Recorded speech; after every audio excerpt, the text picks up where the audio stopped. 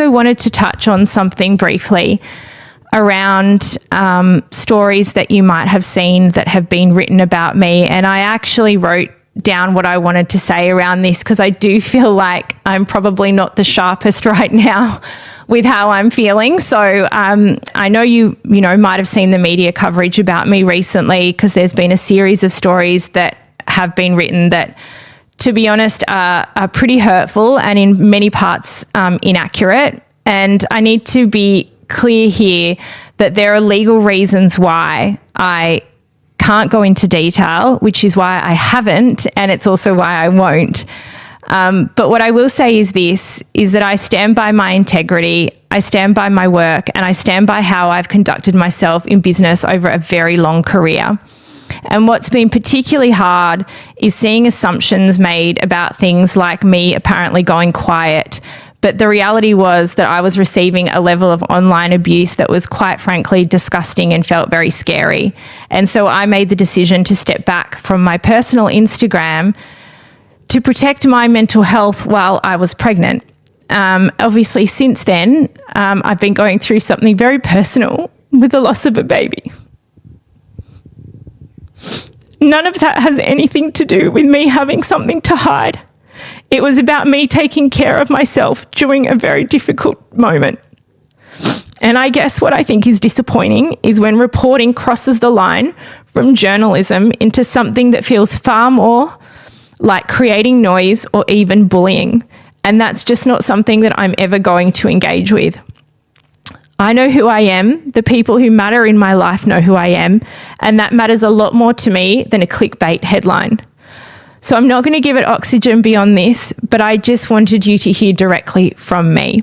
So as I mentioned earlier, on a personal note, given that I'm feeling, a bit full of grief right now, I'm going to take a little break from the podcast, which I really hope you guys can understand. I just need to have a moment to process and heal and I guess just let it all out. Now, of course, I know we still have our Her Best Life retreat coming up in, just over 2 weeks. And honestly, with how I'm feeling right now, I really can't think of anything more special than being in a room with our community, because our community are the most beautiful, warm, loving, friendly, fun group of people. And really that's something that I feel like I'm going to need in my life in a few weeks. So I am very, very much looking forward to seeing all of you there who are coming.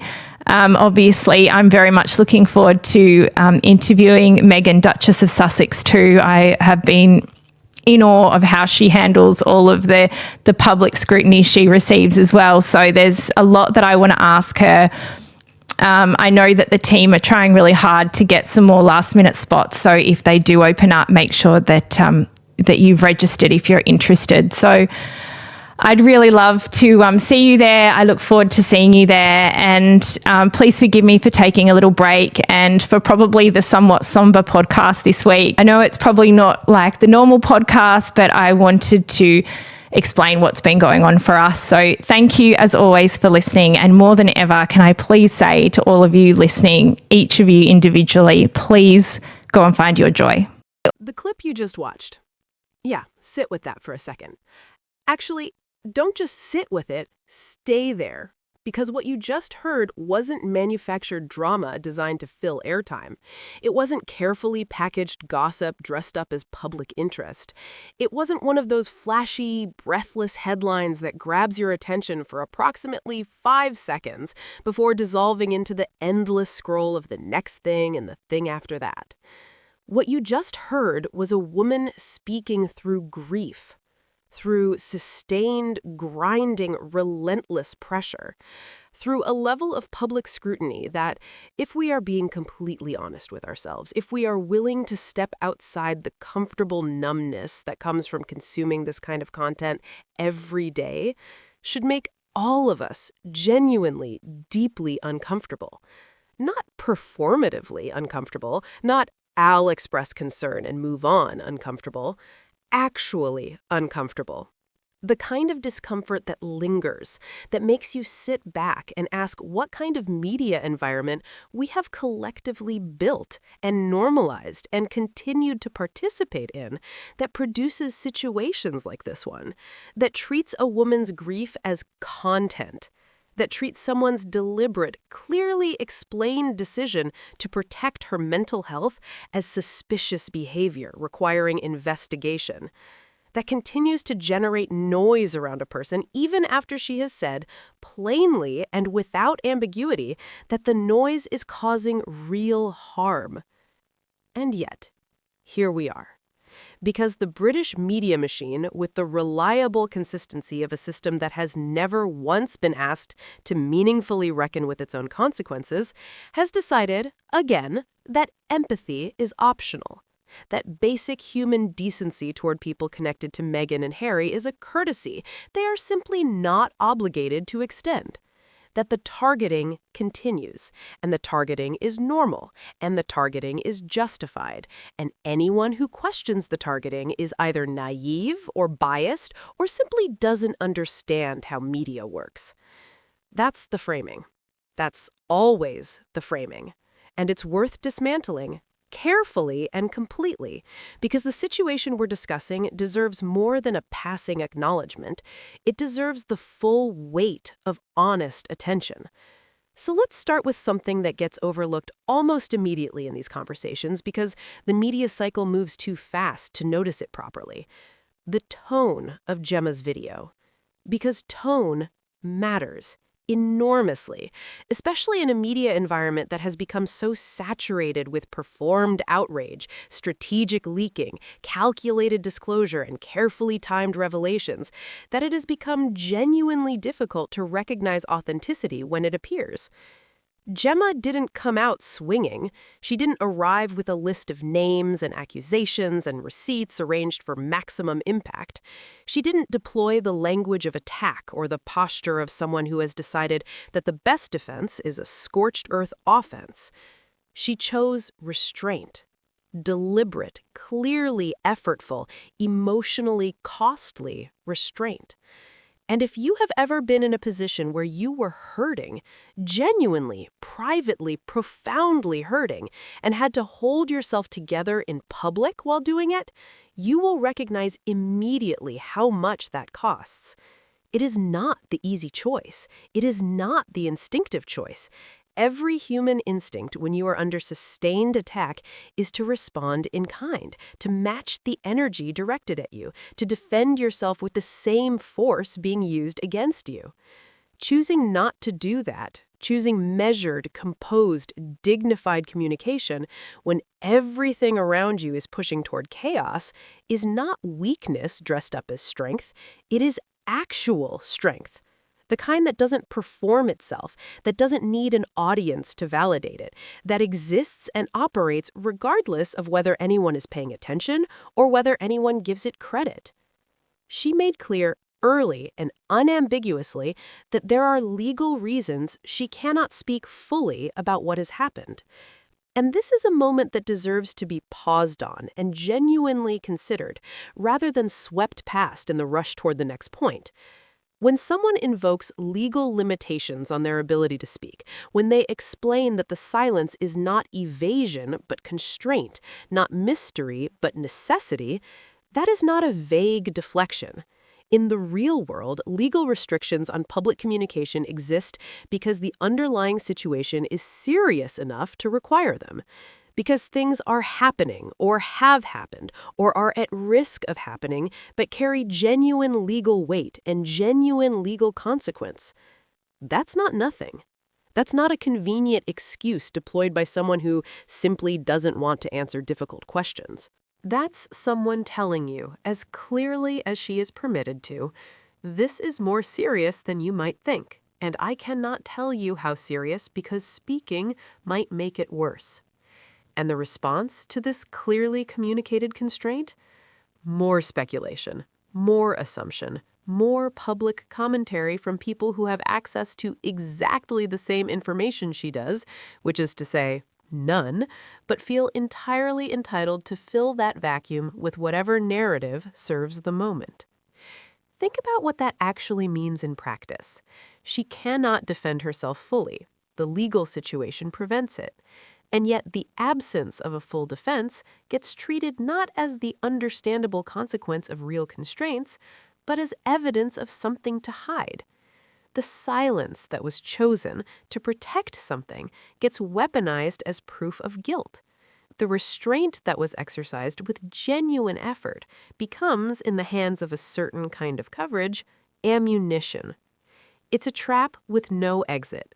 Speak, and you risk legal consequences. Stay silent, and the silence gets used against you. The system isn't designed to produce fairness. It's designed to produce content. And content in this ecosystem requires a villain, and a villain requires guilt. And guilt can be implied without evidence, suggested without proof, installed in the audience's perception through repetition and tone, and the simple, powerful psychological mechanism of association.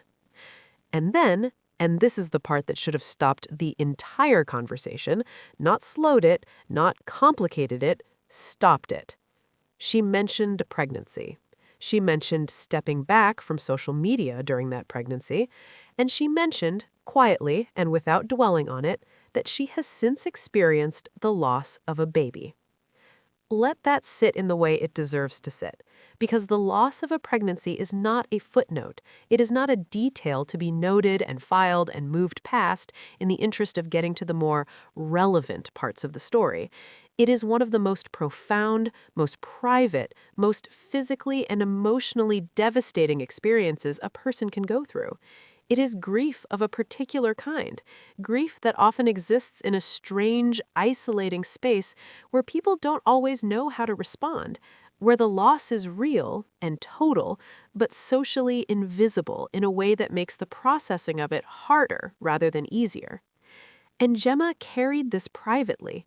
She stepped back from public life not because she was hiding, not because she was being evasive, not because she had something to protect beyond her own well-being and the well-being of her family during an impossibly difficult time, but because she was going through something that required every resource she had and left very little available for anything else. That is the context for the silence. That is the explanation for the absence. And the response from certain corners of the media and the online spaces the media feeds? Assumptions, speculation, demands for explanation, accusations of suspicious behavior, and abuse, described by Gemma herself as disgusting, as scary, as something that pushed her to a place where she felt genuinely overwhelmed. Those are not casual words. People do not reach for language like disgusting and scary to describe mild inconvenience or manageable criticism. Those words come from a place of genuine, visceral distress. They describe an experience that exceeded the normal threshold of unpleasantness and entered territory that felt threatening, that felt unsafe, that felt like something had gone wrong in a way that required serious acknowledgement. And still she didn't lash out. Still she didn't escalate. Still she held the line between what she was feeling and what she was willing to put into the world.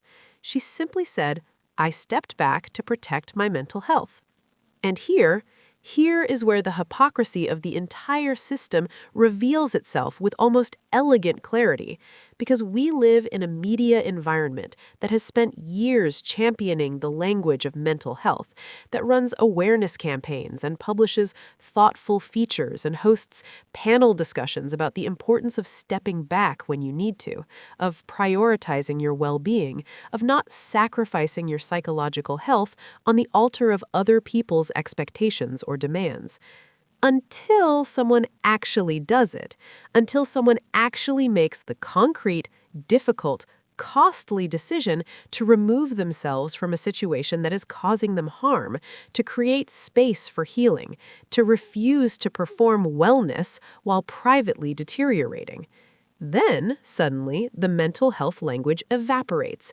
Then, suddenly, the stepping back becomes suspicious. Then, suddenly, the questions start. Not, "Are you okay? Do you need support? How can we give you space?" But, "Why did she go quiet? What is she hiding? What's really going on behind the scenes?" The thing being preached and the thing being practiced are not the same thing. And Gemma's situation exposes that gap with a precision that no editorial could match. Now let's pull back, because this is important. Because individual situations do not emerge from nowhere, and understanding what happened to Gemma requires understanding the environment that produced it, requires looking at the pattern rather than the single incident, requires being willing to name what is actually happening rather than retreating to the comfortable language of media scrutiny and public interest that makes the targeting sound legitimate when it isn't. The pattern is this. Proximity to Meghan, Duchess of Sussex, has become a liability in certain media ecosystems, not because of anything those proximate people have done, not because of documented wrongdoing or verifiable misconduct or genuine public interest in their behavior, but simply because of the association, because of the connection, because being linked, in any way, to a woman who has been designated by a particular narrative as the appropriate target of sustained hostility means inheriting a portion of that hostility by default. It's guilt by proximity, suspicion by association, and it functions with the indiscriminate efficiency of a system that has stopped caring about specificity and started operating on momentum alone. Anyone who supports Meghan becomes a target. Anyone who speaks positively about her becomes suspect. Anyone who occupies the same professional or personal space becomes, in the eyes of the machine, fair game. And what makes this pattern particularly insidious is precisely how normalized it has become, how routine, how expected, how thoroughly embedded in the rhythm of a certain kind of coverage that it no longer registers as remarkable or alarming or worth pushing back on. It's just Tuesday, just the way things work, just the media cycle doing what the media cycle does. But behind every cycle is a person. And in this case, that person was grieving, was navigating something private and painful, was trying to maintain her professional commitments and her integrity and her sense of self, while simultaneously processing a loss that most people would consider sufficient justification for stepping away from absolutely everything for a significant period of time. And she was still being expected to explain herself, still being scrutinized, still being held to a standard of transparency and availability that the people generating the scrutiny would never apply to themselves. And yet, and this is the part that matters, the part that the machine consistently fails to anticipate, the part that keeps catching certain narratives off guard, she didn't disappear. She didn't cancel the retreat she had planned. She didn't withdraw from her community. She didn't allow the pressure and the pain and the noise to collapse whatever she had been building before all of this descended on her. She said she was looking forward to it, to being in a room with people who support her, to the warmth of genuine community, to the specific kind of restoration that comes not from isolation, but from connection with people who see you clearly and choose to show up anyway. That is not a small thing to say when you are in the middle of what she is in the middle of. That is an act of deliberate, chosen, effortful hope. The decision to remain oriented towards something good, even when the surrounding environment is generating maximum pressure toward despair or withdrawal or the kind of defensive closing off that sustained targeting eventually produces in most people. And then the retreat is sold out, which is not just a logistical detail. It is not simply information about event capacity or ticket availability. It is a visible, measurable, publicly verifiable statement about what exists outside the headlines, about the gap between the narrative being constructed and the reality being experienced by people who are not getting their understanding of Gemma filtered through a media system with interests in a particular outcome. Outside the headlines, people are showing up. Outside the noise, support is building. Outside the carefully maintained frame of the coverage, a community exists that has assessed the situation independently, drawn its own conclusions, and expressed those conclusions by physically appearing, by committing time and money and presence to a woman who the narrative would have you believe is damaged goods, is suspect, is someone from whom reasonable people should be maintaining careful distance. The sold-out retreat is its own editorial, written not in words, but in attendance, and it says something the coverage doesn't want to say. People see through it. And then there's the forthcoming interview with Meghan, which, now, carries a weight it wouldn't have carried before any of this happened, because there is a specific and irreplaceable kind of understanding that comes only from experience, from having felt, even partially, even briefly, the particular quality of being talked about rather than listened to, of having a narrative constructed around you that doesn't require your input and doesn't adjust itself when you offer correction, of knowing that somewhere, someone is writing a story about you that you have no power to edit, no ability to contest in advance, no mechanism for ensuring that accuracy gets the same platform as invention. Gemma knows something now that she didn't know before. Something that cannot be fully communicated in the abstract, that doesn't land with its full weight until you have lived inside the experience it describes. And that knowing will change the conversation she has with Meghan, will change the questions she asks, will change the quality of attention she brings, will change the understanding that flows between two people who have, from very different positions and at very different scales, encountered the same machine and felt its particular kind of pressure. That's not just an interview anymore. That's a conversation between two people who share something real. And real conversations, in a media landscape saturated with performed ones, tend to produce something that cuts through in ways that carefully managed exchanges never quite manage. Let's name what this entire situation is actually about. Underneath the specific details, underneath the individual incident, underneath the names and the dates and the particular contours of this moment.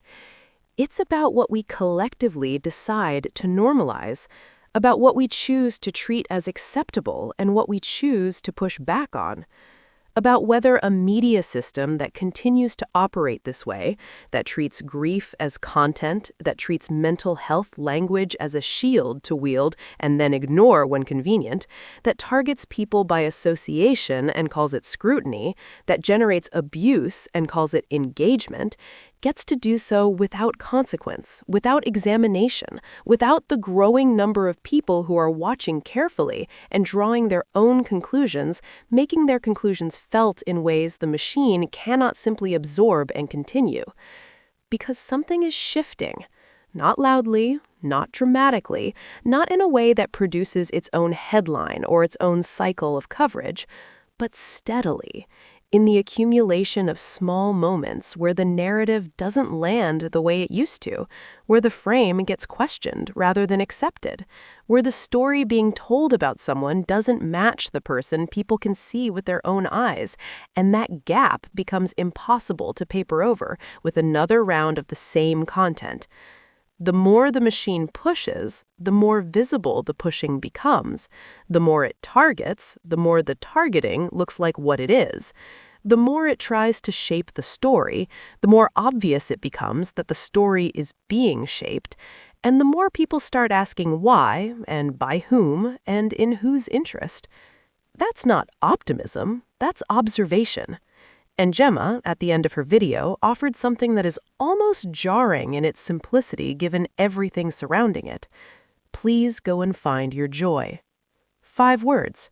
From a woman who has every reason to be consumed by the absence of joy in her immediate experience, who is grieving and pressured and legally constrained and publicly scrutinized and still managing, still choosing deliberately and with evident effort to point towards something worth finding.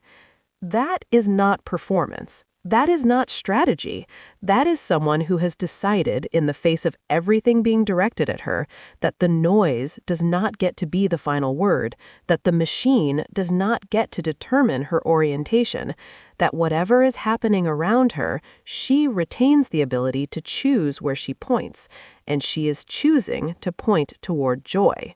Which might be, when you consider the full weight of the situation, the most subversive and the most powerful thing she could possibly have said. Because the system needs your pain to sustain itself. It needs your reaction, your engagement, your emotional investment in the conflict it creates. The moment you step back, not in defeat, not in surrender, but in the specific and intentional refusal to give the machine what it runs on, you take something away from it that it cannot replace. And go and find your joy is not a retreat. It's a strategy. And quietly, in the way that actually lasting things tend to be built, it's working.